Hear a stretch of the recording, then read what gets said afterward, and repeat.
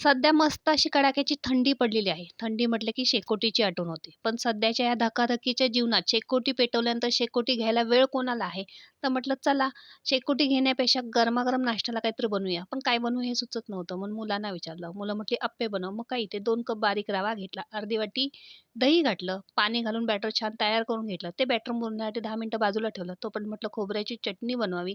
इथे ओल्या खोबऱ्याचे काप घेतले, 2 हिरव्या मिरच्या घातल्या, 2-3 लसणाच्या पाकळ्या घातल्या. फुटाण्याची डाळ घातली, मीठ टाकून चटणी वाटून घेतली. तोपर्यंत अप्प्याचं बॅटर छान मुरलं होतं. त्याच्यात कांदा टोमॅटो घातलं, 1 चमचा इनो घातला, पाणी घालून पुन्हा एकदा बॅटर फेटून घेतलं. अप्पे पात्राला तेल लावून ते बॅटर मी अप्पे पात्रात घालून घेतलं. दोन्ही बाजूने छान असे अप्पे मी भाजून घेतले.